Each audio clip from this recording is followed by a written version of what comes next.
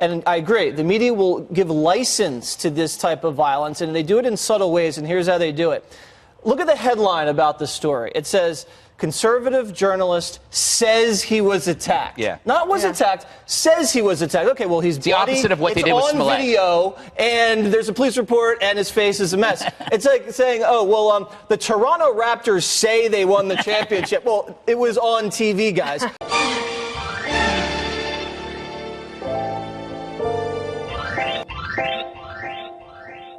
Welcome back to Andrew Says. I wouldn't lie to you, except for maybe this once, or, unless you were my stalker.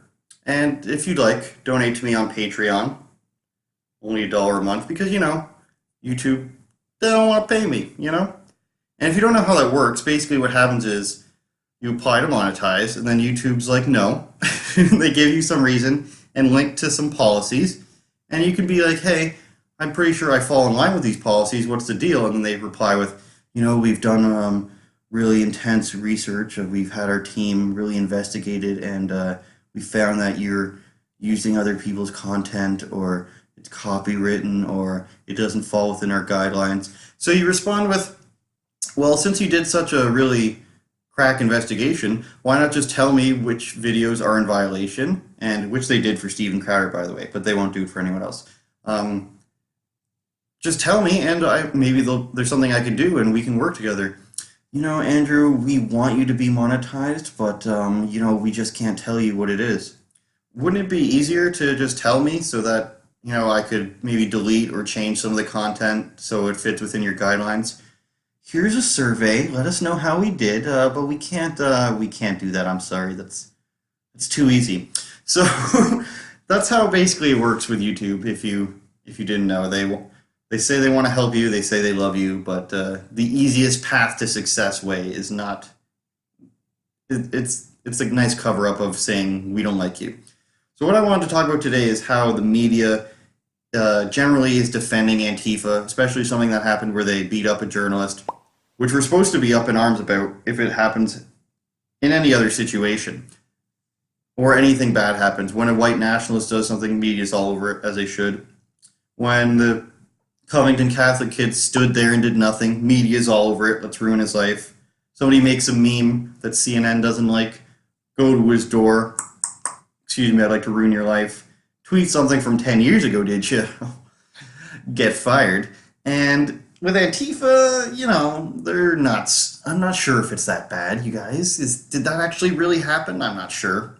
Saying, when I would say, hey, this really worries me, or even guns, you say to me, hey, Juan, that's not representative of everyone. That's like us saying some right-winger that sent a bomb. That's not representative of the right-wing. That's what I'm saying. Okay, of the right-wing bombers. Or the right-wing bombers, yeah. Or, the guy in Charlottesville that mowed the woman down, that's not representative of Nazis. Neo-Nazis. Why are you differentiating that? The point is, all of Antifa is like this, as Greg said. Yes, they are. Have you seen the videos? They all dress in black. They all wield clubs, and they all have things on their. Oh yeah, the lady that was. Now I get that I'm using Fox here, but the argument stands. So I found a bunch more examples, and the word Snopes uses. This is why I get people, if they try to do Snopes or some sort of MSNBC fact checker, I'm like, tell me in your own words, because this is literally a person on the other side of your screen who wrote this. This does not mean they've conducted intense research into the topic. So here's what Snopes says. Pay attention to the words that they use. He describes himself as an editor. He says he is hated by Antifa. Do you think?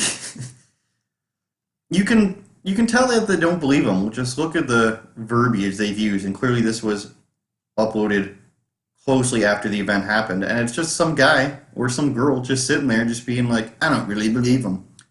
So let's do the same thing for the other people we found, and no benefit of the doubt here. We'll just say what they describe themselves as. CJ Whirlman says he's a journalist. Who knows? And he's an amplifier of Islamophobia, participated in white supremacist, instigated violence. I'm not sure what that means. But what they're kind of saying is he was beaten up today, but don't feel bad for him. Of course, the other stuff he says isn't true.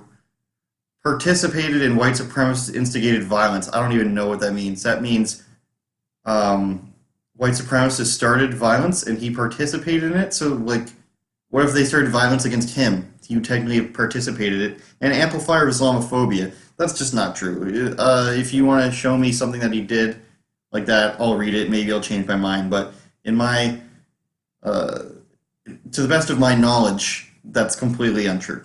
And I don't believe these people. The next, Noah, we'll call him pronoun guy because he has him in his profile. And just a heads up, Noah, no one cares. We don't. Call yourself Noah. It's cool. Calling Andy a journalist is inaccurate because he's a fascist. So Noah, I'm not sure if you know, but under fascist governments, or in fascism, there's no freelance journalists, okay? The fascist propaganda. So the fascists are sending out their own freelance journalists pretending to be freelance. Really, they're promoting fascism through journalism. Cool. And now these next two guys, the first guy wrote something called Fascism Today, a riveting read, I'm sure. And the second guy claims, remember, we don't have to believe him here, claims he's a freelancer. Andy's a far-right activist, they say, and they go on to talk about how these attacks were a lie. Even though we've pretty much seen it on camera, we're going to go ahead and say it's a lie. And Andy goes on Tucker several times. He's never promoted any ideology. I don't know where this far-right stuff comes from. It's just because he documents what Antifa does and shows how violent they are. And all this other stuff they want to claim is just noise to try to make you be like, they said this, so let's not believe them. It's just like, it's playing word games, it's playing mind games. And at this point, I would hope that nobody just believes somebody who mentions something like this, because why else would you mention it other than trying to discredit them? And I'm starting to think this is really a money argument about advertising dollars. You see all the people trying to get people kicked off YouTube and take their advertisers away. I think these guys are just upset that Andy's getting more attention than them. Not everyone is fascist journalism. It's not really biting anymore.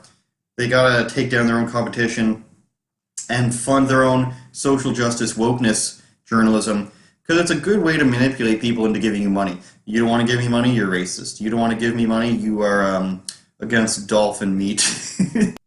Remember when that was a thing?